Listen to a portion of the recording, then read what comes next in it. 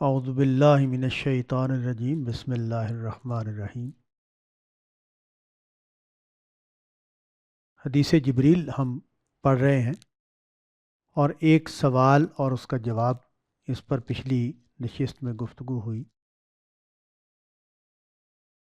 حضرت جبریل جو ہیں وہ انہوں نے سوال کیا، نبی صلی اللہ علیہ وسلم نے اس کے جواب میں جو 5 چیزیں بتائیں، اس کو سننے کے بعد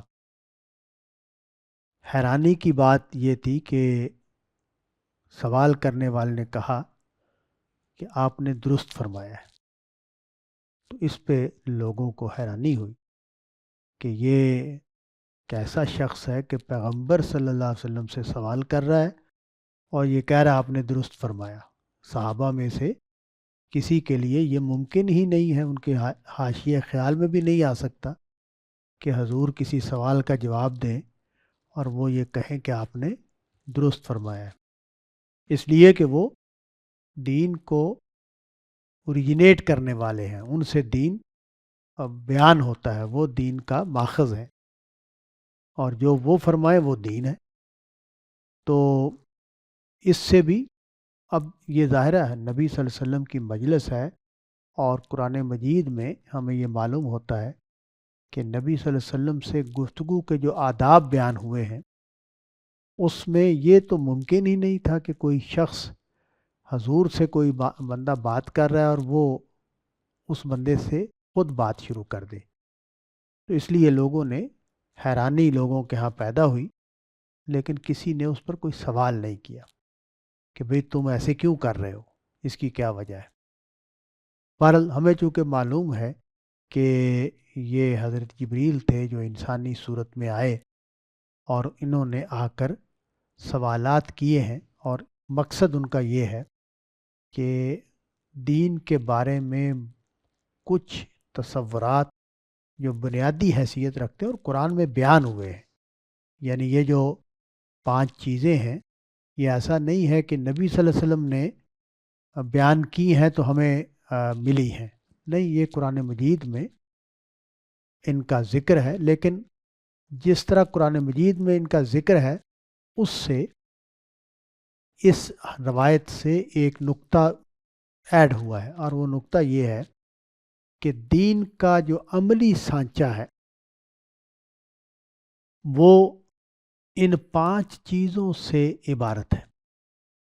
یہ جو مضمون ہے جو اس روایت میں بیان ہوا ہے کہ حضور نے فرمایا کہ اسلام ان 5 چیزوں کا نام ہے، ایک اور روایت میں نبی صلی اللہ علیہ وسلم نے کسی موقع پر اسی مضمون کو بیان کیا، لیکن اس کے لیے ایک جملہ بولا کہ بنی الاسلام علی 5، اسلام کی بنا 5 چیزوں پر ہے۔ اچھا، یہ جو بنا کا لفظ ہے، اس سے یہ تاثر ہوتا ہے کہ یہ بنیادی چیزیں ہیں، نہیں، بنیا علی کا مطلب یہ ہے کہ اسلام ان 5 چیزوں کا مجموعہ ہے، یعنی اسی لیے ہمارے علماء نے جب اس کو بیان کیا اپنے الفاظ میں، تو انہوں نے ارکان اسلام کا لفظ بولا۔ تو رکن کا جو لفظ ہے وہ جیسے ہم کہیں کہ جماعت اسلامی کے یا تنظیم اسلامی کے 2000 ارکان ہیں، تو یہ پوری جماعت اسلامی کا بیان ہے کہ پوری جماعت اسلامی یا پوری تنظیم اسلامی کے میں اتنے لوگ ہیں۔ تو ارکان اسلام ہمارے علماء نے بالکل اس کو صحیح نقطے کو پکڑا کہ نبی صلی اللہ علیہ وسلم کے ارشاد کا مطلب یہ ہے کہ اسلام ان 5 چیزوں کے مجموعے کا نام ہے۔ اس کی میں نے وضاحت عرض کر دی تھی کہ اس سے یہ نقطہ ہمیں معلوم ہوتا ہے کہ نماز، روزہ، حج اور زکوٰۃ اور کلمات شہادت پر کا اقرار و اعلان، یہ اصل میں ہمارا خدا سے جو ریلیشن شپ ہے اس کا بیان ہے، اور مذہب بنیادی طور پر الہ سے ریلیشن کا نام ہے۔ ہاں، اس کی ایک جہت ہے، اور وہ بھی اتنی ہی اہمیت رکھتی ہے کہ انسان جب دنیا کی زندگی کے معاملات میں پڑے گا تو اس وقت وہ کیا کرے گا، اس کے لیے بھی احکام ہے، اس کے لیے بھی دین ہے، لیکن بنیادی طور پر جس شعور کو دین آ کے پیدا کرتا، بیدار کرتا اور اس کو متحرک کرتا ہے وہ یہ کہ اس کا خدا کے ساتھ تعلق کیا ہونا چاہیے اور اس کا اظہار کن صورتوں میں ہوگا. یعنی دو چیزیں ہیں جن کو ہمیں اچھی طرح واضح کر لینا چاہیے. ایک تو یہ کہ خدا کے ساتھ ہمارا، اللہ تعالیٰ کے ساتھ ہمارا تعلق وہ کس بنیاد پر ہے. اس کو الہ کے لفظ سے واضح کیا کہ اس کے سوا کوئی الہ نہیں. اور دوسری بات یہ کہ اس کے ساتھ یہ جب ہم نے الہ مان لیا تو وہ ہماری عملی زندگی میں کن صورتوں میں ظاہر ہوگا. تو وہ 5 اعمال ہیں: نماز، روزہ، حج اور زکوٰۃ. تو یہ بات نبی صلی اللہ علیہ وسلم نے بیان کی. دوسرا سوال یہ تھا کہ ایمان کیا ہے. اس میں بھی نبی صلی اللہ علیہ وسلم نے 5 چیزیں بیان کی ہیں. یہ روایت جس وجہ سے ابن عمر نے اس روایت کو بیان کیا وہ اس میں تقدیر کے بارے میں ایک جملہ ہے. لیکن وہ 5 چیزیں کیا ہیں؟ فرمایا کہ تو اللہ پر ایمان لائے، فرشتوں پر ایمان لائے، کتابوں پر ایمان لائے، رسولوں پر ایمان لائے، آخرت کے دن پر ایمان لائے اور تقدیر کے خیر و شر پر ایمان لائے. تو یہ جو 5 چیزیں ہیں ایکچولی یہ 3 چیزیں ہیں، لیکن جو تیسری چیز ہے اس کے 3 چیزوں کو بیان کیا ہے. پہلی چیز جو ہے وہ خدا پر ایمان ہے. دوسری چیز جو ہے وہ نظام ہدایت پر ایمان ہے کہ اللہ تعالیٰ کی طرف سے ایک نظام ہدایت چلایا جائے گا. یعنی انسانوں کو ان کی شخصیت پر نہیں چھوڑ دیا گیا، ان کے لیے آسمانی ہدایت کا بندوبست کیا گیا ہے. اور یہ بات قرآن مجید نے جب بیان کی، حضرت آدم علیہ السلام کے زمین پر اترنے کا واقعہ بیان کیا تو وہاں یہ بھی بتا دیا کہ میری طرف سے ہدایت کا ایک انتظام ہوگا اور تیری اولاد کو جب جب وہ پیغمبر آئیں گے تو ان کو ان پر ایمان لانا ہوگا، ان کی اتباع کرنی ہوگی، ان کا احکام کو ماننا ہوگا. تو یہ بات پہلے ہی موقع پر واضح کر دی گئی کہ اللہ تعالیٰ کی طرف سے ایسی ہستیاں آتی رہیں گی جو اللہ کے پیغام کو انسانوں تک پہنچائیں. تو یہ جو نظام ہدایت ہے یہ دوسری چیز ہے. اور تیسری چیز ہے آخرت. اچھا، آخرت جو ہے یہ اللہ پر ایمان لانے کے بعد سب سے بنیادی حیثیت رکھتا ہے. اس کی وجہ یہ ہے کہ اس سے یہ معلوم ہوتا ہے کہ انسان جو پیدا ہوئے ہیں تو انسان پیدا ہوئے ہیں اور وہ جب یہ دیکھیں گے اپنی کائنات کو، ارد گرد کائنات کو، تو اس سوال سے تو دوچار ہوں گے کہ یہ سب کچھ کیسے وجود میں آ گیا ہے.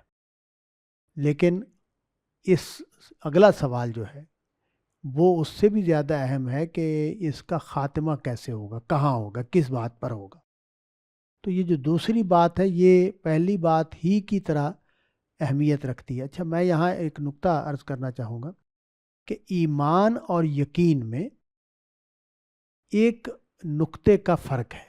وہ نقطہ یہ ہے کہ جب ہم کہتے ہیں کہ مجھے اس بات پر یقین ہے تو وہ ایسی چیز بھی ہو سکتی ہے کہ جس کو میں مانتا تو ہوں لیکن وہ میرے لیے زندگی کے حوالے سے اہمیت نہیں رکھتی. مثلا یہ بات کہ اس وقت پاکستان میں فلاں فلاں شہر ہیں تو یہ بھی یقینی بات ہے. مجھے یقین ہے کہ فیصل آباد ہے، مجھے یقین ہے کہ لائل پور ہے، مجھے یقین ہے کہ بھائی پھیرو ہے. لیکن اس یقین سے میری زندگی پر کوئی بڑا اثر نہیں پڑتا، یا یہ جو اثر ہے یہ ایک ضمنی سی تاثیر ہے اس کی. لیکن یہ بات ماننا کہ موت کے بعد دوبارہ جی اٹھنا ہے اور حساب کتاب ہونا ہے اور نیکیوں کی جزا ملنی ہے اور برائیوں پر سزا ملنی ہے، یہ وہ بات ہے کہ جو میری زندگی کے نقشے کو بدل دے گی، میری ترجیحات کو بدل دے گی، میرے فیصلوں کو بدل دے گی، میرے رویے کو بدل دے گی، میرے باطن میں بھی تبدیلیاں آئیں گی، میرے ظاہر میں بھی تبدیلیاں آئیں گی. تو یہ جو فرق ہے ایمان اور یقین میں وہ بہت بنیادی فرق ہے. تو اس لیے میں جب بھی کوئی گفتگو کہیں ہو ایمان پر تو میں ہمیشہ یہ عرض کرتا ہوں کہ ایمان جو ہے وہ 3 چیزوں کا مجموعہ ہے: جاننا، مان لینا اور اپنا لینا. تو یہ جو اپنانے کا معاملہ ہے یہ جب تک نہیں ہوگا اس وقت تک ایمان اپنے پورے ثمرات کے ساتھ میرے اندر نہیں اترے گا. قرآن مجید نے بھی اس کو بیان کیا ہے. جب کلمہ طیبہ کی بات ہوئی ہے تو قرآن مجید نے اس کو اس تمثیل سے بیان کیا کہ یہ ایک درخت کی طرح ہے جو جڑیں پکڑتا ہے اور اس آسمان میں پھیلتا ہے اور سارا سال پھل دیتا رہتا ہے، ہر وقت پھل دیتا رہتا ہے. تو یہ جو بات ہے یہ ایمان کا لازمی حصہ ہے کہ ایمان جو ہے وہ 3 چیزوں کے بغیر اپنی تکمیل نہیں کرتا. ہم چیزوں کو پہلے جانتے ہیں، علم حاصل کرتے ہیں، پھر ان کو مان لیتے ہیں اور پھر ان کو اپنا لیتے ہیں، وہ ہماری شخصیت کا حصہ بنتے ہیں. تو اس وجہ سے یہ جو 5 چیزیں ہیں یہ پانچوں اسی اہمیت کی حامل ہیں. تو میں نے عرض کیا کہ اصل میں تو 3 چیزیں ہیں: اللہ پر ایمان. اللہ پر ایمان جو ہے وہ اس معنی میں ہے کہ ہماری جو دینی روایت ہے اس میں سب سے زیادہ جس چیز کو فوکس کیا جاتا ہے وہ توحید کا تصور ہے. ظاہر ہے وہ بڑی اہم بحث ہے اور اس کی وجہ یہ ہے کہ دنیا میں جب ایمان کا زمانہ تھا، ہم تاریخ کو، انسانی تاریخ کو 2 حصوں میں تقسیم کیا ہے ماہرین نے. ایک یہ کہ انسانوں پر ایک دور گزرا جس کو وہ ایمان کا دور کہتے ہیں، اور اب دوسرا دور جو ہے اس سے ہم گزر رہے ہیں کہ جس میں ایمان کا دور اب نہیں ہے. ایمان کے دور میں ہم یہ دیکھتے ہیں کہ وہاں کسی نہ کسی صورت میں جو ماورا ہستیاں ہیں ان کو مانا جا رہا ہے، اور وہاں یہ بڑی زوردار بحث ہے کہ وہ ہستی ایک ہے یا ایک سے زیادہ ہے. اور الہامی مذاہب نے یعنی خدا کے پیغمبروں نے آدم علیہ السلام سے لے کر محمد عربی صلی اللہ علیہ وسلم تک اس نقطے کو اصرار کے ساتھ بیان کیا ہے کہ وہ الہ ایک ہے، ایک سے زیادہ نہیں ہے. قرآن مجید نے تو اس کو طرح طرح سے واضح کیا ہے کہ میں نے کسی دوسری ہستی کو کسی بھی سطح پر کسی بھی طریقے سے اپنی خدائی میں شریک نہیں کیا. اس کی مثالیں دی ہیں، انسانوں سے مثالیں دی ہیں. اس میں جو ایک غیر معمولی تصور پیدا ہوا کہ اللہ کی ذات دنیا میں جسمانی ظہور کرتی ہے، جیسے حضرت مسیح علیہ السلام کے بارے میں یہ عقیدہ مسیحیوں کا ہے، اور اسی طرح ہندوؤں میں بھی یہ عقیدہ ہے، اور مذاہب میں بھی ہمیں اس کی مختلف شکلیں نظر آتی ہیں کہ جس کو یعنی مالک کائنات یا وہ ہستی جس نے جو اس کائنات کے پیچھے اصل حقیقت کے طور پر موجود ہے وہ اپنا ظہور کن کن صورتوں میں کرتی. تو ان سب چیزوں کی قرآن مجید نے تردید کی. تو یہ بحثیں ہیں جب عقیدے کا زمانہ تھا، اور اس پر الہامی لٹریچر نے اس نقطے کو بالکل واضح کیا کہ اس طرح کا کوئی تصور ٹھیک نہیں ہے. وہ الہ ہے، اس کی مانند کوئی نہیں ہے، وہ کسی بھی صورت میں انسانوں کے مشاہدے میں نہیں آتا. وہ ایک حقیقت ہے، وہ ایک ہستی ہے جس نے سب کچھ کو تخلیق کیا ہے. اور حضرت موسیٰ علیہ السلام کے مکالمے سے کہ جب انہوں نے کہا کہ میں زیارت کرنا چاہتا ہوں، میں دیکھنا چاہتا ہوں، تو جو ان کو مشاہدہ کروایا گیا اس سے بالکل واضح کر دیا گیا کہ انسان کی بساط ہی میں نہیں ہے کہ وہ ذات خداوندی کا مشاہدہ کر سکے. اب یہ مسئلہ پیدا ہو گیا کہ اب انسانوں نے، اگرچہ اس کو اب شرک نہیں کہا جا رہا، اس کو ہم الحاد کہہ رہے ہیں، اس کو خدا کے انکار کی بحث کہہ رہے ہیں، لیکن ایکچولی ہوا کیا ہے؟ ایکچولی جو اگر اس کو مذہبی لفظوں میں بیان کیا جائے تو خدا کے بجائے مادے کو، وہ سب کچھ، وہ ساری صفات مادے کو دی جا رہی ہیں جو مذہب خدا کے اندر منوا رہا ہے.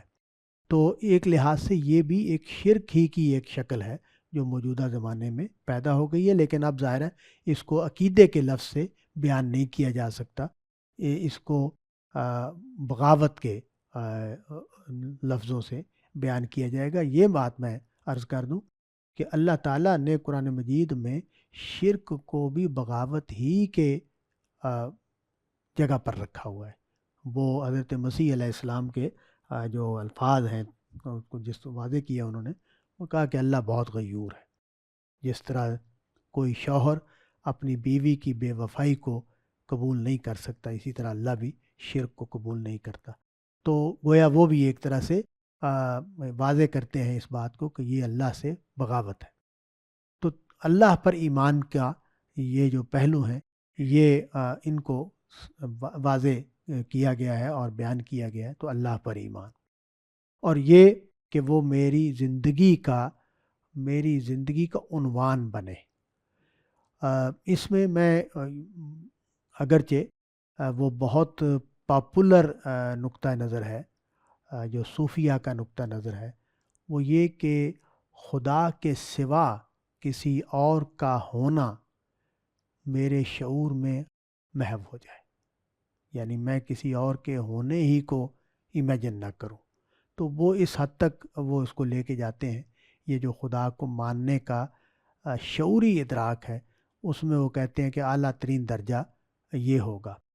یہ بات جو ہے یہ ظاہر ہے قرآن مجید میں اس طرح کی کوئی نہ ڈیمانڈ ہے، نہ مطالبہ ہے، نہ اس طرح اس کو بیان کیا گیا ہے۔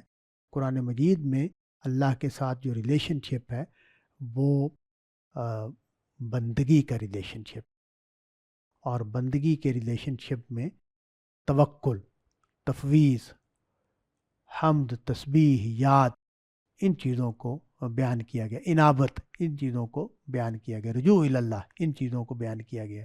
تو اس لیے وہ ایک مختلف تصویر بنتی ہے جو بیان کی جاتی ہے، لیکن اس بات کا ہمیں پتہ ہونا چاہیے۔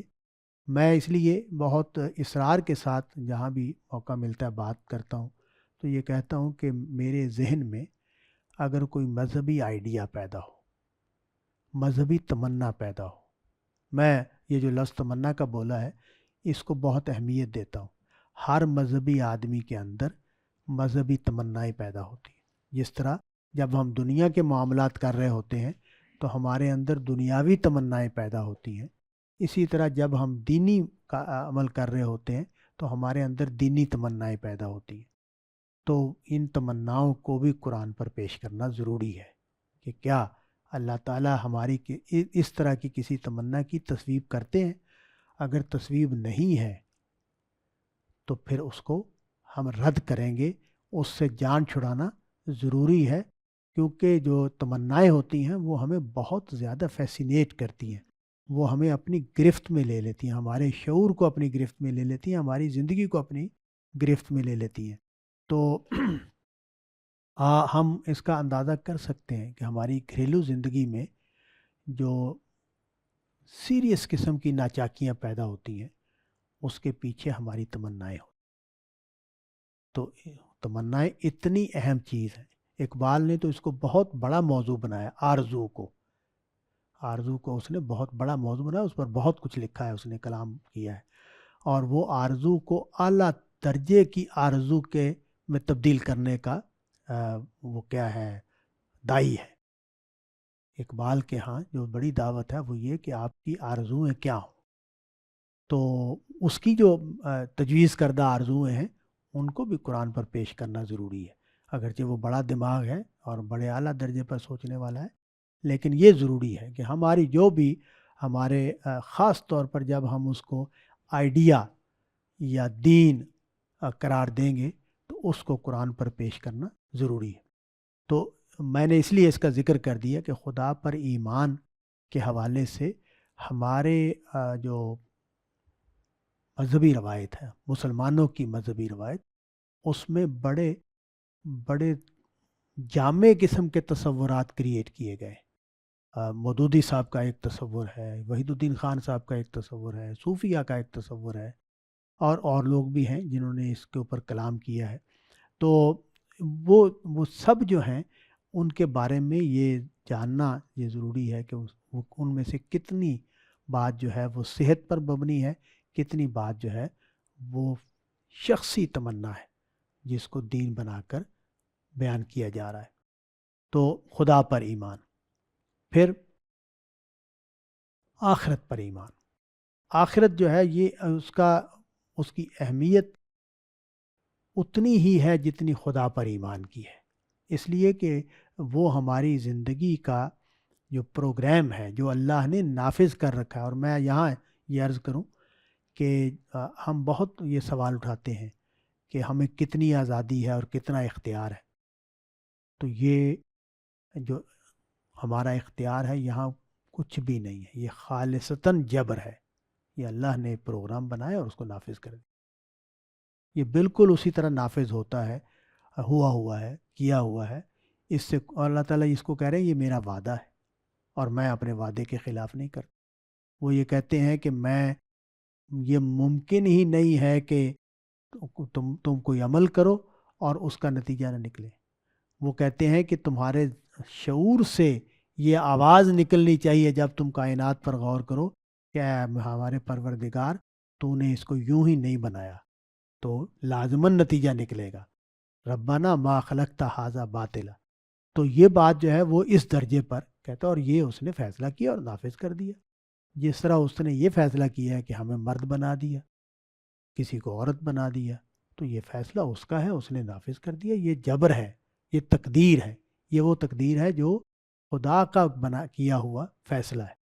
اسی طرح یہ عالمی سطح پر یہ تقدیر ہے کہ یہ جو زمین ہے اور اس پر آباد ہونے والی یہ مخلوق ہے، اس کی ایک عالمی عمر ہے۔ ایک تو ہماری انفرادی عمر ہوتی ہے نا، اور ایک قوموں کی عمر ہوتی ہے۔ دیکھیں 3 سطح پر عمریں ہیں۔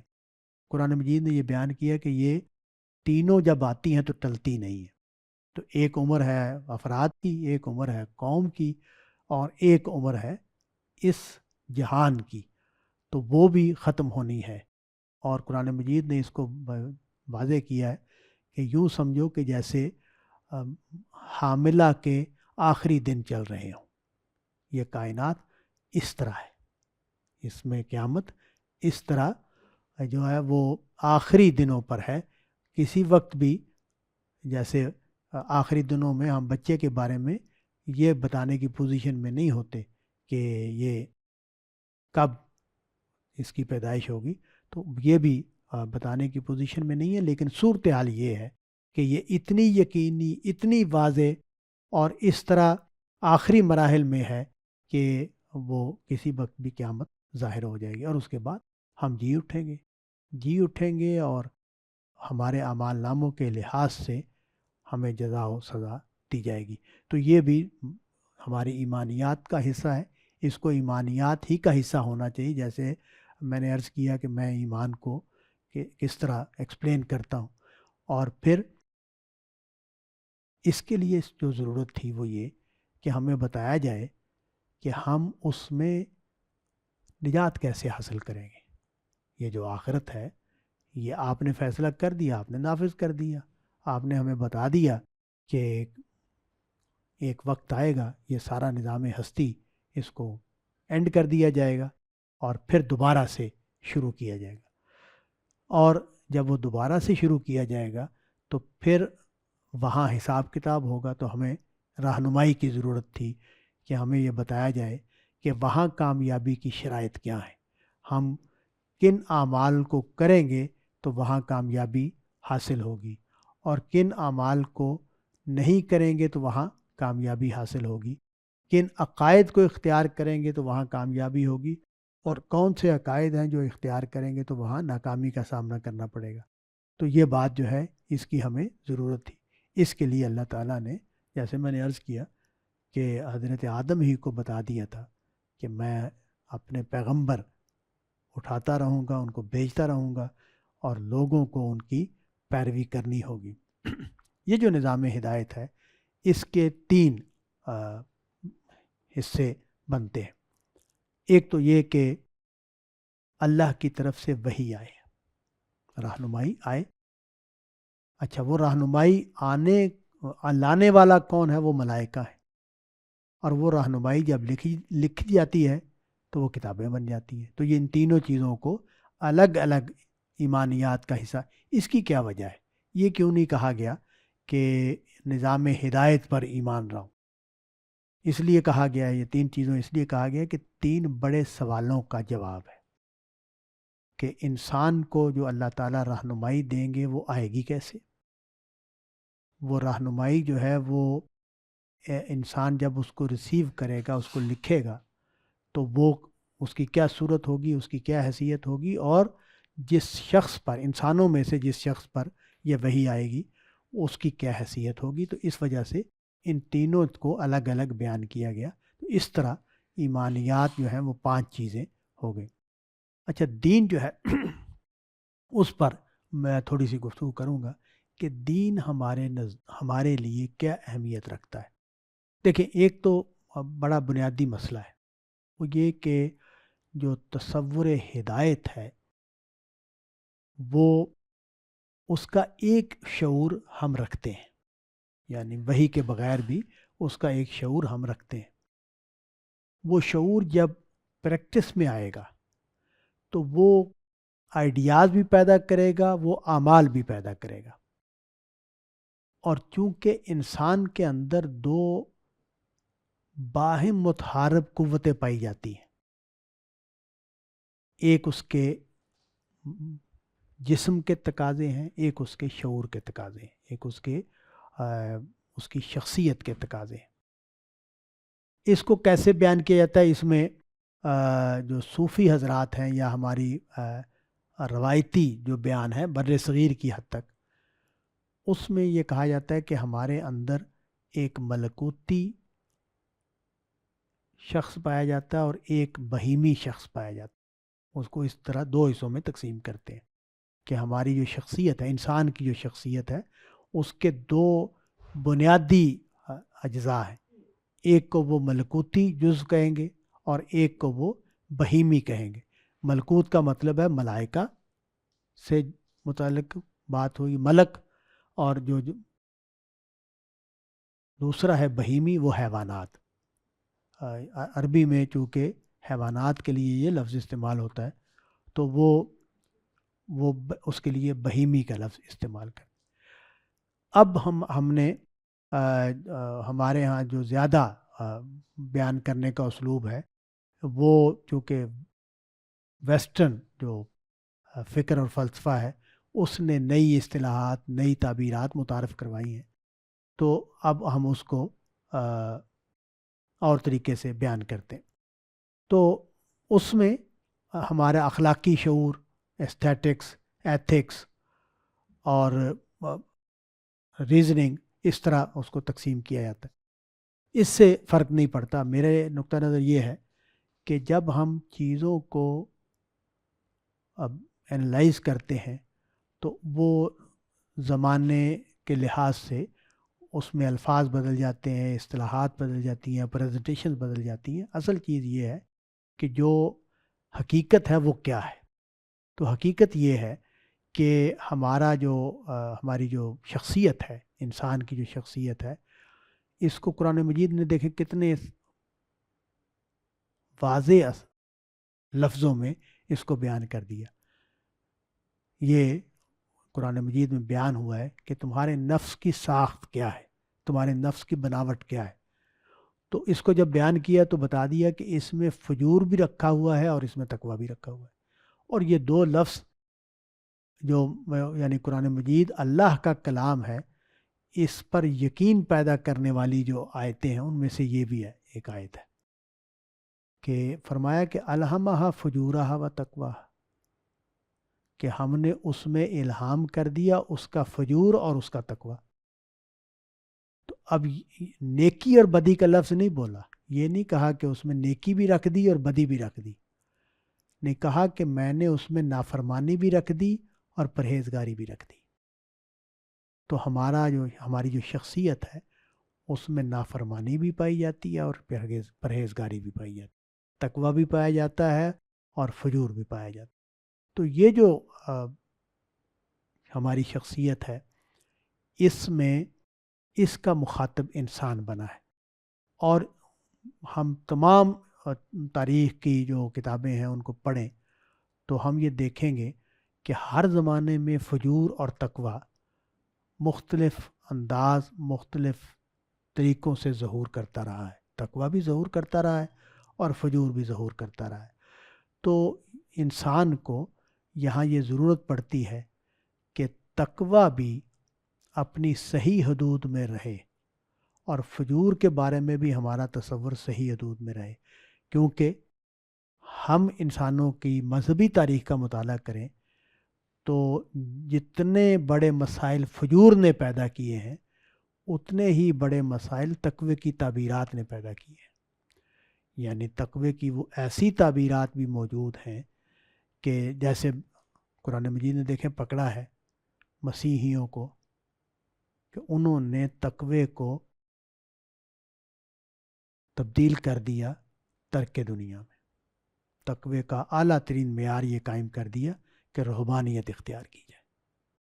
تو یہ تقوی ہی کا تصور ہے جس نے ایک رنگ، ایک شکل، ایک معیار قائم کر دیا، اور اس کے لیے ان کے جو نیک لوگ ہیں ان کی آپ قربانیاں پڑھیں، ان کے آپ زندگی کے واقعات پڑھیں تو آپ ششدر رہ جائیں گے کہ کس طرح انہوں نے اپنے جو حیوانی جذبات ہیں ان کے لیے کتنی بڑی بڑی قربانیاں دی ہیں، اور کس طرح اپنے اوپر کس سطح کا جبر کر کے اپنے آپ کو ان چیزوں سے بچانے کی کوشش کی ہے۔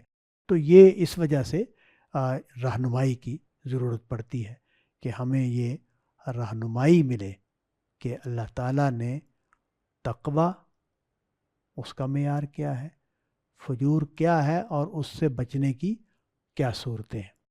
اور اس کو یہ رہنمائی ہمیں شعور کی سطح پر بھی چاہیے، عمل کی سطح پر بھی چاہیے۔ یعنی ہمیں کیا ماننا ہے، ہمارے عقائد کیا ہوں گے وہاں بھی چاہیے، اور ہمارے اعمال کیا ہوں گے وہاں بھی چاہیے۔ اعمال میں بھی آپ دیکھیں کہ انسانوں نے جب یہ سوچا کہ ہم اپنے الہ کو کیسے راضی کریں، تو وہاں بھی انسانوں نے جو اعمال ایجاد کیے وہ سختی کی طرف گئے، تو انتہائی سخت قسم کی ریاستیں اور انتہائی سخت قسم کی باتیں تخلیق کر ڈالیں، اور لینینسی کی طرف گئے، رعایت کی طرف گئے، تو اتنا محدود کر دیا کہ وہ کہتے ہیں روایات میں آتا ہے کہ یہودی یہ سمجھتے تھے کہ سال میں اگر ایک بار بھی رستے میں جاتے جاتے کسی درخت پر ماتھا لگا دیا یا کسی دیوار پر ماتھا لگا دیا تو یہ بھی کفایت کرتا ہے۔ تو اس حد تک لینینسی پیدا کر دی۔ تو یہ جو ہے یہ ممکن ہے یہ یہودیوں کا عام تصور نہ ہو، کسی ان کے گمراہ فرقے کا ہو، لیکن بہرحال یہ بیان ہوتا ہے تاریخ کی کتابوں میں۔ تو یہ جو ہے یہ قرآن مجید، یعنی میں اس کو بیان کرنا چاہ رہا ہوں کہ رہنمائی کی جو ڈیمانڈ ہے ہماری کتنی بڑی ہے، ہم کتنے فیصلے ہیں جہاں ہم کرنے میں غلطی کر سکتے ہیں، کوتاہی کر سکتے ہیں، شدت پیدا کر سکتے ہیں، لاپرواہی پیدا کر سکتے ہیں۔ تو اس کے لیے ضرورت تھی کہ ہمیں ہماری رہنمائی کا تفصیلی بندوبست ہو۔ چنانچہ پیغمبروں کے ذریعے سے اس کو بہت وضاحت کے ساتھ بیان کیا گیا، عقائد کو بھی بیان کیا گیا، اعمال کو بھی بیان کیا گیا، اس کی فارمز کو بھی بیان کر دیا گیا۔ آپ دیکھیں کہ ہمارے دین میں خاص طور پر چونکہ ہمارا دین تاریخ کے جو معیارات ہیں، تاریخ میں جو چیزیں آتی ہیں ان میں اعلیٰ ترین جو لیول ہوتا ہے کہ بھی چیزوں کو قبول کیا جائے، اس پر ہمارے دین کا جو منتقل ہونا ہے وہ پورا اترتا ہے۔ اس وجہ سے ہم یہاں دیکھتے ہیں، اور اسی کی روشنی میں ہم پیچھے بھی جھانک سکتے ہیں کہ اللہ تعالیٰ نے کس سطح پر ہمیشہ بندوبست کیا ہے انسان کی رہنمائی کا، کہ اس کو اس کے عقائد کے اعتبار سے بھی، اس کے اعمال کے اعتبار سے بھی سواء السبیل پر کھڑا کر دیا جائے۔ یہ جو لفظ ہے قرآن مجید کا سواء السبیل، یہ بہترین لفظ ہے کہ جو اس کو بیان کرتا ہے کہ یہ دین ہے کیا۔ یعنی ہر طرح کے انحرافات، خواہ وہ نیکی کی طرف بھی انحراف ہوتے ہیں، بدی کے تو انحرافات واضح ہی ہیں، تو ان کو درست کر دیا جائے، صحیح خطوط پر استوار کر دیا جائے. اسی لیے اس کو صراط مستقیم بھی کہا گیا ہے. اور ہماری دعا جو نماز میں ہم پڑھتے ہیں اس کو مستقل حصہ بنا دیا گیا، اہدنا الصراط المستقیم. تو ایمانیات پر میں نے گفتگو کر دی. آگے قیامت کی نشانیوں پر بات ہوگی، اس پر انشاءاللہ اگلی نشست میں بات کریں گے. اب میں سوالات کے لیے حاضر ہوں. قرآن پاک سے جتنا قیامت کا سمجھ آتا ہے کہ وہ سور پھونکا جائے گا، اس وقت جو زندہ ہوں گے اس کی ہولناکی دیکھیں گے، اور مردے زندہ ہو جائیں گے، پھر ایک جگہ جمع ہوں گے، وہاں پہ 3 ان کے گروپس ہو جائیں گے. قرآن پاک سے تو اتنی بات سمجھ آتی ہے. لیکن جو روایتوں میں بیان یہ عام مولوی لوگ بیان کرتے ہیں وہ ایک بڑا لمبا پروگرام ہے. اس میں پل صراط بھی آتی ہے، اس کی چڑھائی بھی ہے، پھر پل بھی ہے، پھر اس کی اترائی بھی ہے، پھر پہلا سور پھونکا جائے گا، سب مر جائیں گے، پتہ نہیں کتنے سال تک کوئی اندازہ نہیں کر سکتا، پھر اٹھیں گے. بڑی ایک لمبی وہ سٹوری سناتے ہیں. تو اس میں سے صحیح حقیقت کیا ہے؟ کیونکہ یہ حدیث ہی کی کلاس ہے تو یہ سب روایتیں آ جائیں گی، تو انشاءاللہ ان کو جب آئیں گی تو اس پر تفصیل سے بات ہوگی. دیکھیں، میں یہ عرض کروں کہ جو ہے نا واقعات، قیامت کے واقعات، اب قیامت کے احوال، ان میں نبی صلی اللہ علیہ وسلم نے ضرور ہمیں بتایا، قرآن مجید بھی بتا رہا ہے. قرآن مجید میں بھی یہ موضوع ہے باقاعدہ، قیامت کے واقعات اور قیامت کے احوال کو بیان کیا جائے. تو وہ نبی صلی اللہ علیہ وسلم نے بھی ان کو بیان کیا ہے. ان کو جب ہم نے انڈرسٹینڈ کیا ہے، سمجھا ہے اور آگے منتقل کیا ہے، تو اس میں بعض چیزیں زیادہ بدل گئی ہیں، بعض چیزیں جو ہے ان میں کوتاہی ہو گئی بیان، یعنی کسی میں اضافہ ہو گیا، کسی میں کمی ہو گئی. ہمیں بڑی سہولت ہے کہ ہم قرآن مجید کی روشنی میں اس کو پڑھیں گے اور دیکھیں گے کہ بھئی کتنی بات جو ہے وہ روایت میں قرآن سے مطابقت رکھتی ہے اور کتنی بات مطابقت نہیں رکھتی. اس جو پل صراط والی بات ہے، یہ اس کی کئی توجیحات لوگوں نے کی ہیں، تو وہ ہم جب یہ روایت آئے گی تو اس پر گفتگو کر لیں گے انشاءاللہ. بنیادی بات میں نے عرض کر دی کہ یہ اصل میں احوال قیامت اور واقعات قیامت کا بیان ہے، جن میں جب روایتوں میں وہ آئے ہیں تو بعض جگہوں پہ مبالغہ ہو گیا ہے اور بعض جگہوں پہ افراط و تفریط جس کو ہم کہتے ہیں. تو اس کو ہم انشاءاللہ روایتیں پڑھیں گے تو اس کو گفتگو کریں. دوسری چیز ہے، جب آپ ایک تو آپ کی فرائض ہے، آپ نے نماز پڑھنی ہے، اس میں آپ پھر نوافل نمازیں شامل کروا لیں. قرآن پاک آپ بہت زیادہ دن میں نہیں پڑھ سکتے، اس کا تو ایک وقت ہی مخصوص کر سکتے ہیں نا، کیونکہ آپ بیٹھیں گے، وضو کریں گے، پھر کریں گے. ہم اہل زبان تو ہے نہیں کہ زبانی یاد ہو، ہم چلتے پھرتے بھی آیت پڑھتے رہیں. تو ذکر و اذکار جو ہے اس میں سے آپ وہ نکال دیں جو کہ یہ مختلف سلسلوں نے گھڑے ہوئے اپنے پیر صفا کے واسطے اور اس قسم کی جو کہانیاں گھڑی ہے. اس کے بعد جو ذکر اذکار ہیں وہ یا اسماعیل حسن ہے، درود شریف ہے، قرآن کی کوئی صورت یا آیت ہے، یا پھر معروف دعائیں ہیں، لا الہ الا انت سبحانک کا استغفار، حسبی اللہ، اس قسم کی معروف چیزیں. ان کو کرنے میں کوئی حرج ان کی کیا ہے؟ اور درود شریف کی مستند اس کے بارے میں روایتیں بہت ہیں، مستند حدیث کی اس کی فضیلت کی کیا ہے؟ دیکھیں، خدا کی یاد یہ قرآن مجید میں جگہ جگہ اس کو بیان کیا گیا ہے، اور یہ ایمان کا لازمی ثمر ہے جو پیدا ہوتا ہے کہ خدا یاد کیا جائے، خدا کو یاد رکھا جائے. اردو زبان میں ہم 2 لفظ بولتے ہیں، خدا کو یاد کرنا اور خدا کو یاد رکھنا. تو دونوں مطلوب ہیں، یعنی خدا کو یاد رکھنا بھی مطلوب ہے اور خدا کو یاد کرنا بھی مطلوب. اب خدا کو کیسے یاد کیا جائے؟ تو قرآن مجید نے کہا کہ سب اچھے نام خدا کے ہیں، تم جس نام سے چاہو اس کو پکارو. اس کو واضح کر دیا کہ خدا کو یاد کرنے کا جو میرے اندر پیدا ہوتا ہے محرک، وہ اپنا ظہور کرے گا لفظوں میں، اور لفظ اعلیٰ ہونے چاہیے. خدا کو یاد کرنے کے لفظ اعلیٰ ہونے چاہیے. اس کے لیے 2 ہمارے ہاں باتیں بیان کی جاتی ہیں. حمد اور تسبیح. تسبیح کا مطلب یہ ہے کہ میں کسی عیب کا، کسی کمی کا، کسی خامی کا تصور نہ کروں اللہ کے نسبت سے، اور جتنی اچھائیاں ہیں وہ اللہ میں الٹیمیٹ لیول پر مانوں. حمد، بس یہ بنیادی بات اتنی ہی ہے کہ ہمیں حمد اور تسبیح کے ادراک کے ساتھ خدا کو یاد کرنا بھی ہے اور یاد رکھنا بھی ہے. اب رہے گی یہ بات کہ اس کے جو کلمات ہمارے ہاں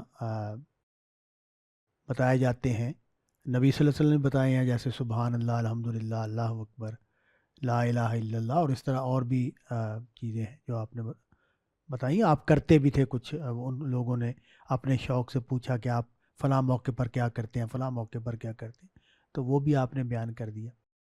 تو میرا نقطہ نظر یہ ہے کہ یہ انفرادی ہے. یہاں کوئی یہ جو ہمارے دینی حلقوں میں کچھ چیزیں تجویز کی جاتی ہیں، مجھے یہ لگتا ہے کہ یہ نہیں کرنا چاہیے. اگرچہ لوگوں کی ڈیمانڈ ہوتی ہے، لوگ پوچھتے ہیں کہ جی میں کون سا ذکر کیا کروں، میں کون سی دعا کیا کروں.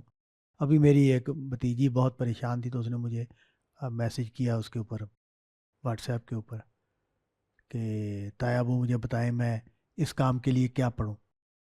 تو یہ لوگ ڈیمانڈ کرتے ہیں، اور یہ ایک فطری سی بات ہوتی ہے کہ مذہبی لوگوں کے ساتھ لوگ اس سلسلے میں ربط قائم کریں. میرا نقطہ نظر یہ ہے کہ کوئی تجویز دینی بھی ہو، جیسے اپنے بچوں کو تو دے بھی سکتے ہیں ہم، پھر بھی یہ بات واضح کر دینی چاہیے کہ بھئی یہ تمہارے اندر اٹھنے والا نقطہ ہے. سوری، میں یہاں پہ تھوڑا سا آپ کو انٹرپٹ کروں گا. آپ جب کوئی مدعا بیان کرتے ہیں وہ بالواسطہ بھی ہوتا ہے، بلا واسطہ بھی ہوتا ہے، اشارتاً بھی ہو سکتا ہے. تو جس طرح آج کل یہ وظائف جادو کے طور پہ بتایا جا رہا ہے کہ اتنا دیر پڑھ رہی، وہ آپ نہ کریں. تو اپنی اس مقصد کو، جس طرح کہا جاتا ہے رزق کے لیے آپ سورہ واقعہ پڑھیں، تو اس طرح اس کو رکھتے ایک دعا کے طور پہ آپ اس انصاری کے ساتھ، امید و بیم کے ساتھ کہ اللہ تعالیٰ رحم فرما دے، پھر تو کوئی حرج نہیں. نہیں، دیکھیں اس میں ایک بات جو ہے نا وہ میں ضرور عرض کروں گا کہ یہ جو بات ہے نا کہ یہ کرنے سے یہ ہوتا ہے، یہ تو دعا کی طرح آپ کریں کہ اللہ کی مرضی ہے قبول یہ کر لیں. بات جو ہے یہ اجنبی تصور ہے نبی صلی اللہ علیہ وسلم کی اور قرآن کی تعلیمات میں. یعنی قرآن مجید اس طرح کا کوئی آئیڈیا پیدا نہیں کرتا، دیتا، اور نہ نبی صلی اللہ علیہ وسلم نے پوری زندگی میں اس طرح کا کوئی آئیڈیا دیا ہے. نبی صلی اللہ علیہ وسلم کی زندگی مشکلات سے بھری ہوئی ہے، ہر طرح کی اذیتیں نبی صلی اللہ علیہ وسلم کو سہنا پڑی ہیں.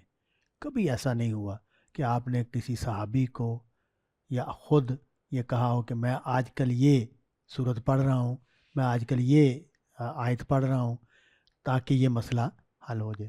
تو یہ جو تصور ہے یہ ہمارے دین میں اجنبی تصور ہے کہ کچھ صورتیں ان کو اس طرح بیان کیا جاتا ہے، ان کو کہتے ہیں فضائل، صورتوں کے فضائل.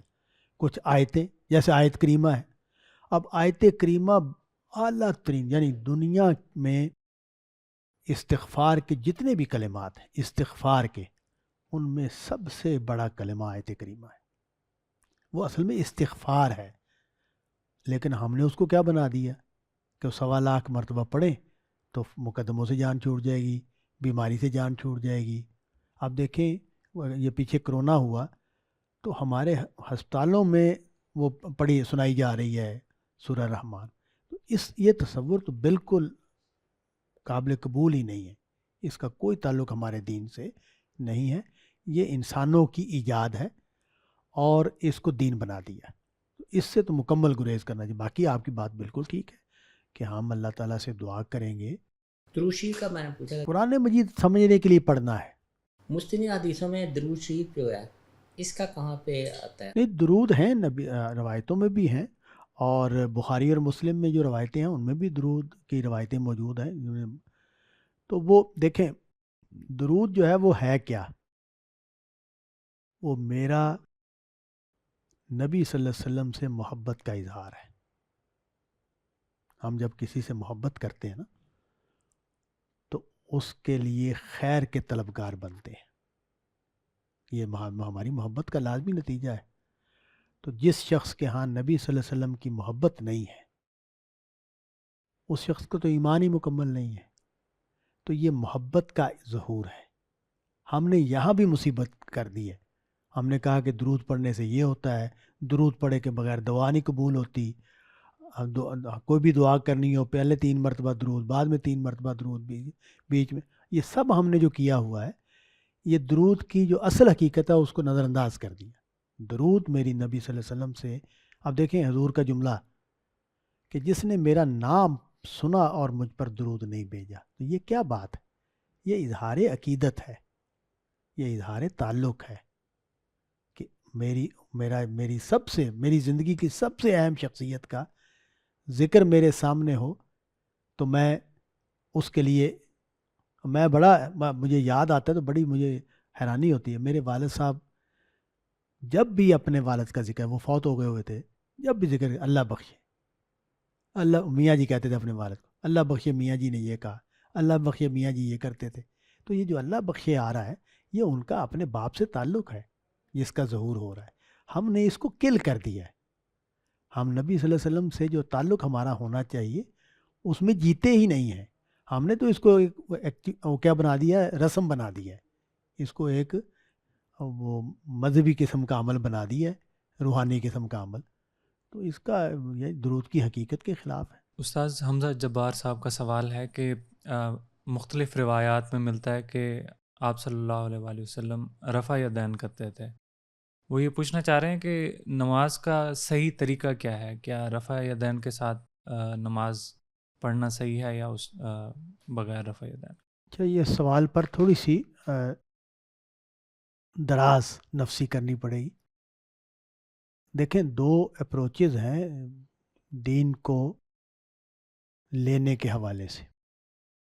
ایک اپروچ یہ ہے کہ نبی صلی اللہ علیہ وسلم کی نسبت سے جو چیزیں ہمیں ملی ہیں ان سے ہم دین لیں گے، اور اس میں جو سورس ہے اس کی جو اوتھینٹسٹی ہے وہ زیر بحث نہیں ہے، یعنی اس معنی میں زیر بحث نہیں ہے کہ اگر کوئی شخص یہ کہتا ہے کہ نبی صلی اللہ علیہ وسلم نے یہ کیا یا یہ فرمایا، تو ہم اس کو پر تحقیق کریں گے کہ وہ سچا ہے یا جھوٹا ہے، قابل اعتماد ہے یا نہیں ہے، اور یہ جو دعویٰ کر رہا ہے یہ دعویٰ بھی ٹھیک ہے یا نہیں ہے۔ لیکن جب ہمیں یہ معلوم ہو گیا کہ حضور کا ارشاد ہے تو اب وہ ہمارا دین ہے۔ ایک اپروچ یہ ہے۔ دوسری اپروچ یہ ہے کہ دین جو ہے وہ 2 طریقوں سے ہم تک پہنچا ہے۔ ایک طریقہ ہے اجماع اور تواتر کا، اور دوسرا ہے خبر احاد کا۔ تو اس اپروچ میں یہ نقطہ نظر اختیار کیا گیا کہ جو اخبار احاد سے دین آئے گا وہ وضاحت ہوگی اس دین کی، یا شرح ہوگی اس دین کی جو اجماع اور تواتر سے آ رہا ہے۔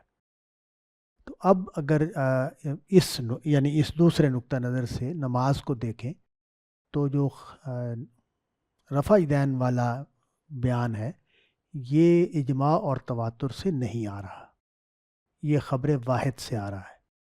چنانچہ استاد غامدی صاحب نے اپنی کتاب میں جب اس کو بیان کیا تو انہوں نے کہا کہ یہ ایک عمل ہے جو کیا جا سکتا ہے، یہ جاری نماز کا حصہ نہیں ہے، جو نماز جاری کی گئی ہے اس کا یہ لازمی حصہ نہیں ہے۔ تو یہ ایک اختیاری عمل ہے جو ہم چاہیں تو نماز میں کر سکتے ہیں۔ تو یہ ایک اپروچ کا فرق ہے، کیونکہ غامدی صاحب کی اپروچ یہ ہے کہ دین اجماع و تواتر سے منتقل ہوا ہے، وہ اخبار احاد سے منتقل نہیں ہوا۔ تو اور یہی اپروچ قدیم احناف کی تھی، اسی وجہ سے ان کا نقطہ نظر صحیح طریقے سے بیان نہیں ہوتا، وہ روایتوں کی بحث میں چلا جاتا ہے کہ یہ روایت ٹھیک ہے یا وہ روایت ٹھیک ہے۔ اصل میں وہ ان کا نقطہ نظر یہ تھا کہ دین جو جاری دین ہے، جو آپ دیکھیں کہ کتنی حیرانی کی بات ہے کہ نبی صلی اللہ علیہ وسلم کے متصل زمانے میں ابو حنیفہ پیدا ہوئے، انہوں نے دین کو بیان کرنا شروع کیا، انہوں نے نماز کے بارے میں یہ رفع یدین کے بغیر نماز پڑھی اور پڑھائی، سکھائی۔ کوئی شخص اٹھ کر کھڑا ہو کر یہ نہیں کہتا کہ پوری امت رفع یدین کر رہی ہے، تم کہاں سے آ گئے ہو رفع یدین کے بغیر نماز پڑھنے والے؟ تو وجہ کیا ہے؟ یہ جملہ کیوں نہیں کہا جا سکتا؟ یہ جملہ کیوں کہا جا رہا ہے ان کے مقابلے میں کہ مجھے یہ معلوم ہوا ہے کہ ابن عمر رفع یدین کرتے تھے؟ میں نے فلاں روایت سے پتہ چلتا ہے کہ ابو بکر رفع یدین کرتے تھے وغیرہ. تو یہ جو باتیں ہیں یہ اس کا مطلب یہ ہے کہ یہ جو اپروچ ہے اس کا فرق ہے. تو اگر کوئی شخص یہ دوسری اپروچ رکھتا ہے کہ وہ اجماع اور تواتر سے اصل دین منتقل ہوا ہے اور اخبار احاد اس کی وضاحت ہیں، اس کی شرح ہے، اس کا نقطہ نظر یہ ہوگا کہ رفع یدین کے بغیر نماز ہے. ہاں رفع یدین جیسے غامدی صاحب کی رائے ہے کہ ایک نفلی عمل ہے جو کیا جا سکتا ہے. دوسرا نقطہ نظر اگر ہوگا تو وہ لازماً رفع یدین کے ساتھ نماز پڑھے گا کیونکہ روایت میں آ گیا ہے، تو اب رفع یدین کے بغیر نماز نہیں پڑھنی چاہیے. تو یہ دونوں نقطہ نظر کا فرق ہے. استاذ آج کی گفتگو میں آپ نے الہامی مذاہب کی جب بات کی تو آپ وہاں پہ فرما رہے تھے کہ کچھ عبادات انسانوں نے خود سے گھڑ لیں اپنے معبود کی ستائش کے لیے، اس کی عبادت کے لیے. تو استاذ ہم یہ فرق کس طرح سے کرتے ہیں؟ پچھلے دنوں بھی ایک بحث دیکھنے کو ملی کہ جہاں پہ کہا جا رہا تھا کہ ہندوستان میں پائے جانے والے مذاہب کی اکثر تعداد ایسی ہے جو الہامی مذاہب ہیں، صرف ان میں وہ چیزیں داخل ہو گئیں. تو کیا آپ صلی اللہ علیہ وسلم کی زندگی کو ہم دیکھیں یا قرآن پاک کا مطالعہ کریں تو وہاں پہ یہ جملے ہمیں ملتے ہیں کہ یہ چیز انہوں نے خود دین میں داخل کر لی. تو یہ آئیڈینٹیفائی کس طرح سے کیا جاتا ہے کہ کوئی مذہب الہامی ہے یا نہیں ہے؟ نہیں دیکھیں، ہمارے پاس جو اوتھینٹک ٹول ہے اس کو آئیڈینٹیفائی کرنے کا وہ تو خدا کی وحی ہے. تو قرآن مجید نے جن پیغمبروں کا ذکر کیا ہے وہ ان کے بارے میں تو ہم یقینی طور پر کہہ سکتے ہیں کہ یہ خدا کے پیغمبر ہیں. ایک اصولی بات کہہ دی کہ میں نے ہر قوم میں پیغمبر بھیجے ہیں، تو اس سے یہ امکان پیدا ہو گیا کہ مختلف اقوام میں جو بڑی مذہبی شخصیتیں پیدا ہوئی ہیں وہ ممکن ہے پیغمبر ہوں، ممکن ہے پیغمبر ہوں. ہم یقین سے کہنے کی پوزیشن میں نہیں ہے کیونکہ یہ تو خدا ہی بتا سکتا ہے اور اسی کے علم میں ہے کہ وہ پیغمبر تھے یا نہیں تھے، کیونکہ غیر پیغمبر بھی بڑی ہستیاں پیدا ہوئی ہیں. ہمارے بالکل قریب زمانے میں گرو نانک غیر معمولی ہستی پیدا ہوئی ہے اور بہت عظیم اثرات ہیں، وہ ایک پورا مذہب وجود میں آ گیا ان کے آنے سے. لیکن اس وجہ سے یہ کہنا بڑا مشکل ہے یقین کے ساتھ. ہاں باقی رہ گیا دینی تعلیمات، ان کو ہم اگر یہ فیصلہ کرنا چاہیں کہ بھئی یہ انسان کی بنائی ہوئی ہیں یا خدا کی اتاری ہوئی ہیں، تو اس کا معیار قرآن مجید ہے. اس کی روشنی میں ہم یہ اعمال اور عقائد میں فیصلہ کر سکتے ہیں. باقی شخصیات کے بارے میں وہیں ہم یقینی بات کہہ سکتے ہیں جہاں اللہ تعالیٰ نے ان کا ذکر کر دیا. استاذ آپ نے کہا کہ آج کے درس میں آپ نے ایک جگہ گفتگو کرتے ہوئے فرمایا کہ درود کو ہم نے کیونکہ غلط جگہ سے لینا شروع کر دیا تو پیغمبر کی جو تعظیم تھی، جو جملے ہم اپنے والدین کے ساتھ اب منسوب کر کے بولتے ہیں یا کسی شخص کی تعظیم کے طور پہ بولتے ہیں، وہ اب پیغمبر کے ساتھ ہم اس طرح سے منسوب نہیں کر پا رہے. آپ کوئی اس طرح کی روایت کی طرف ہمیں لے جا سکتے ہیں کہ جہاں پہ ہمیں پیغمبر نے دیگر پیغمبروں کی تعظیم کرنا یا اپنی بڑی شخصیات کی تعظیم کرنے کا یعنی کوئی درس دیا ہو، کوئی ایسی مثال؟ نہیں، ہمارے پاس جو روایات ہیں وہ خود حضور کے حوالے سے ہیں. باقی نبی صلی اللہ علیہ وسلم نے کوئی تفصیلی بات اس طرح کی اور میرے علم میں نہیں ہے کہ کی ہو. ممکن ہے جو متداول حدیث کی کتابیں ہیں ان سے ہٹ کر جو کتابیں ہیں، ہزاروں کتابیں ہیں حدیث کی، ان کو پڑھا جائے تو شاید اس طرح کی کوئی چیز بھی مل جائے کہ نبی صلی اللہ علیہ وسلم نے کسی پیغمبر کا ذکر کرنے کے لیے کوئی ادب بتایا ہو. جو معروف بڑی کتابیں ہیں ان میں اس طرح کی کوئی روایت میرے حافظے میں اس وقت نہیں ہے. ہاں البتہ قرآن مجید میں جس طرح کچھ چیزوں پر ڈانٹا گیا ہے اور یہ کہا گیا ہے کہ پیغمبروں کے بارے میں تمہارے رویے میں تفریق نہیں ہونی چاہیے، تو اس سے ہمیں ایک اصولی رہنمائی مل جاتی ہے. اور ہمارے ہاں بڑی اچھی روایت ہے کہ ہم پیغمبروں کے ساتھ علیہ السلام کا دعا لگاتے ہیں اور نبی صلی اللہ علیہ وسلم کے ساتھ صلی اللہ علیہ وسلم کی دعا لگاتے ہیں. تو یہ بس ٹھیک ہے، یہ اس کے تقاضا میرا خیال ہے پورا ہو جاتا ہے جو قرآن مجید کی تعلیم ہے کہ پیغمبروں پر ایمان میں اور ان کے ساتھ جو رویہ ہے اس میں فرق نہیں ہونا چاہیے. استاذ دین میں جب کوئی خرابی بیدار ہوتی ہے تو اس کو بدعت کے نام سے تعبیر کیا جاتا ہے، تو یہ بدعت کیا ہوتی ہے، اگر آپ اس حوالے سے تھوڑا سا گائیڈ کر سکیں؟ دیکھیں یہ بڑا مطلب تھوڑا سے اس میں پیچیدگی ہے. وہ پیچیدگی یہ ہے کہ مثال کے طور پر ہم نے نفل، ہمیں معلوم ہے کہ نفل پڑھنے کی اجازت ہے، تو میں نے اپنی زندگی میں معمول بنا لیا کہ میں صبح اٹھ کر نماز پڑھوں گا فجر کی، اور جب سورج طلوع ہو جائے گا تو میں نفل پڑھا کروں گا. اب یہ نفل نبی صلی اللہ علیہ وسلم سے بھی روایت ہوئے ہیں کہ آپ بھی پڑھتے تھے. تو اب یہ چونکہ نبی صلی اللہ علیہ وسلم سے روایت ہے تو ہم نے اس کو نفلی عبادت مان لیا، اور اس کا ہماری کتابوں میں ذکر آتا ہے. میں شوق میرا زیادہ تھا، میں نے ظہر سے پہلے، یعنی ظہر کا وقت آنے سے پہلے 4 رکعتیں شروع کر دی اپنے ذوق سے. اب یہ جو میرا ذوق ہے اس پر کوئی اعتراض نہیں ہے، ٹھیک ہے. میرے لیے وہ وقت موزوں تھا، میں نے اپنی معمولات میں رکھا کہ بھئی اس وقت میں میرے پاس ٹائم ہوتا ہے، میں 4 رکعتیں پڑھا کروں گا، اور میں پڑھتا رہتا ہوں.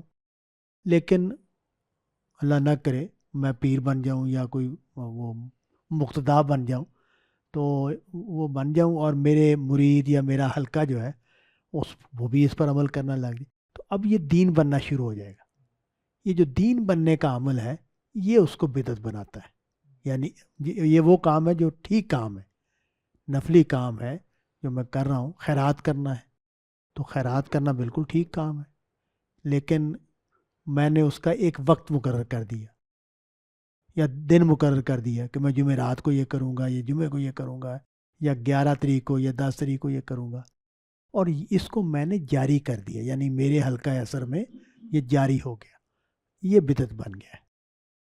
ویسے میں اپنی انفرادی زندگی میں جیسے اللہ تعالیٰ کے نزدیک استقامت ہے، کثرت نہیں. اگر آپ کوئی عمل کرتے ہیں تو اس میں استقامت ہونی چاہیے. اگر آپ کہتے ہیں کہ میں نے ہر مہینے جب میری سیلری ملتی ہے تو میں نے اتنے پیسے مسجد کو دینے ہیں، کسی کو دینے ہیں، تو پھر آپ اس کو بدعت میں لے آئیں گا. اس اصول کے تحت، اس بیان کے تحت، تو پھر بدعت ہو جائے گی. نہیں، میں نے اسی لیے عرض کیا نا کہ انفرادی زندگی میں آپ کوئی چیز فکس کرتے ہیں تو اس میں کوئی مسئلہ نہیں ہے، آپ نے کر لی فکس تو وہ آپ کریں اپنی اس میں. لیکن جب ہم اس کو ایک کلچرل ایکٹیویٹی بنا دیتے ہیں، جب ہم اس کو سوسائٹی میں، سماج میں جاری کر دیتے، دیکھیں نبی صلی اللہ علیہ وسلم کا یوم پیدائش ہے تو میں خوش ہوتا ہوں، میں نے مٹھائی منگوا کے کھائی کہ آج حضور کا یوم پیدائش ہے، میں نے کوئی نعتیں لگا کے سننی شروع کر دی، کوئی مسئلہ نہیں ہے.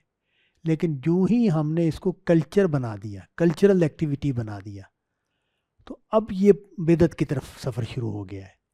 تو یہ یعنی اس کو ملحوظ رکھنا چاہیے کہ کوئی بھی اس طرح کی جو ایکٹیویٹی ہے، اور وہ بھی بدعت ہے. ایک تو یہ نا کہ یہ ہم نے جائز اعمال کی بات کی ہے، نہیں، کچھ ایسی چیزیں بھی ہوتی ہیں کہ جو بالکل نیا کام ہوتا ہے، وہ بھی بدعت میں آتا ہے. یعنی ہم کوئی نیا تصور ایڈ کر دیں، کوئی نئی عبادت ایڈ کر دیں تو وہ بھی بدعت ہوگی.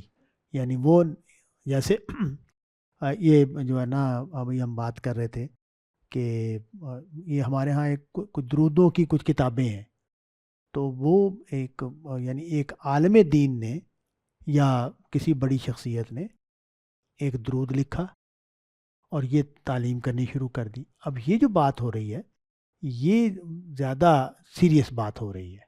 اس کے نتیجے میں اصل میں اچھا درود کے بارے میں تصور بدل گیا. اس کے نتیجے میں جو میں نے پہلے بھی سوال کے جواب میں کہا کہ درود جو ہے وہ نبی صلی اللہ علیہ وسلم سے میرے تعلق کا اظہار ہے، اور وہ ضروری ہے، لازمی ہے.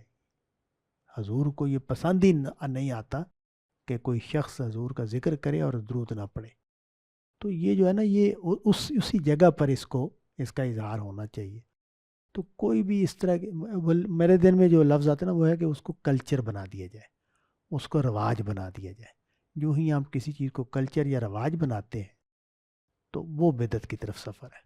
استاذ یہاں تھوڑا سا ایک باریک سی چیز ہے کہ ہمارے ہاں ایک بڑے اچھے عالم کو میں نے یہ کہتے سنا کہ یہ جو آپ نمازیں لمبی کرتے ہیں اپنے شوق کے تحت، بے شک اس میں بھی آپ جو یہ جو ایکسٹرا چیزیں کر رہے ہوتے ہیں، جو یعنی دین کی تعلیمات میں براہ راست آپ کو اتنی لمبی نماز کا وہ نہیں ملتا، تو یہ بھی بدعت کی کیٹیگری میں آتا ہے۔ اس کو اتنا سینسٹیو بنانا، اس کے بارے میں آپ کی کیا رائے؟ بعض چیزیں پھر وہی جو انسانی مسائل ہے نا، وہ یہ ہے کہ تشدد بھی پیدا ہو جاتا ہے کہ بدعت کے خلاف شروع ہوئے تو ایسی چیزوں کو بھی بدعت قرار دینے لگ گئے جو بدعت نہیں بنتی۔ دیکھیں اس میں جو احتیاط ہے نا وہ ہے اجتماعی نماز۔ آپ انفرادی نماز جیسی پڑھیں، جتنی مرضی لمبی پڑھیں، نبی صلی اللہ علیہ وسلم کا بھی آتا ہے کہ لمبی نمازیں پڑھتے رہیں۔ آپ جب جماعت کرانے جاتے ہیں اجتماعی نماز میں تو اس میں آپ کو لحاظ رکھنا ہوتا ہے کہ ہر طرح کے لوگ ہیں، تو آپ اس میں بہت لمبی نماز نہ پڑھیں۔ لیکن وہاں بھی دیکھیں کہ فجر کی نماز میں اسوہ حسنہ یہی ہے کہ تلاوت لمبی کی جاتی ہے۔ وہ 2 رکعتیں ہوتی ہیں لیکن وہ 15 منٹ کی 20 منٹ کی نماز ہوتی ہے۔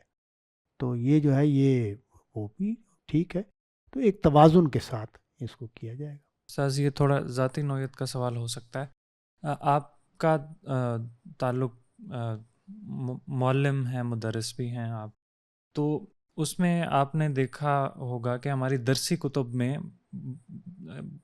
بارہا ہمیں پیغمبر کی شان، ان کی صفات، ان کا تذکرہ ملتا ہے، قرآن پاک کی وہ آیات بھی ملتی ہیں جس میں ان کے اسوہ کی پیروی کا حکم دیا گیا ہے۔ لیکن ہمارے ہاں کوئی نوجوان، عموماً تعداد آپ کو ایسی ملتی ہے جن کے آئیڈیلز آج کے دور کا کوئی ہیرو ہوگا یا کوئی عالم دین ہوگا، وہ پیغمبر براہ راست کسی کی آئیڈیل شخصیت نہیں بنتے، نہ کوئی قرآن پاک میں جن پیغمبروں کا ذکر آیا وہ، نہ ان کے اپنے پیغمبر جو ان کی قوم کی طرف ایک طرح سے مبعوث کیے گئے۔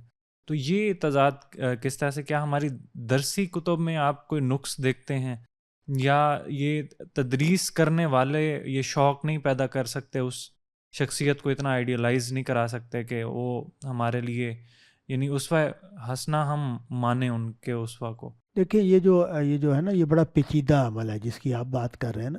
انسانی شخصیت جو ہے وہ جس میدان میں ہوتی ہے وہاں اپنے لیے آئیڈیلز پیدا کرتی ہے، اور جب سیاست میں جائیں گے تو سیاستدانوں میں آئیڈیلز دیکھیں گے کہ وہ، اور اس بزنس میں جائیں گے تو بزنس میں دیکھیں گے، اور جدید جو زمانے میں ہم جی رہے ہیں، یہاں دنیا میں کامیابی کا ایک معیار ہے جو ہمارے ذہنوں پر حاوی ہے، گھیرے ہوئے ہمارے ذہنوں کو، ہماری تمناؤں کو گھیرے ہوئے ہے۔ آپ دیکھیں کہ کوئی بھی شخص آپ سے ملے، وہ تھوڑا سا بڑی عمر کا ہو، تو وہ اگر اس کی اولاد جو ہے اس کو کامیابی حاصل ہو گئی تو وہ فخر سے بیان کرتا ہے، میرے بچے بڑے اچھے نکلے ہیں، یہ ہو گیا ہے، وہ ہو گیا ہے، اس نے یہ کر لیا ہے، اس نے یہ کر لیا ہے۔ تو یہ چیزیں جو ہیں یہ بتاتی ہیں کہ وہ کیوں یہ کر رہا ہے۔ اس لیے کر رہا ہے کہ ہماری سوسائٹی اس کو اچیومنٹ قرار دیتی ہے، تو وہ یہ سمجھتا ہے کہ بھئی ہم نے اچیو کیا ہے اور اس کو بیان کر رہا ہے۔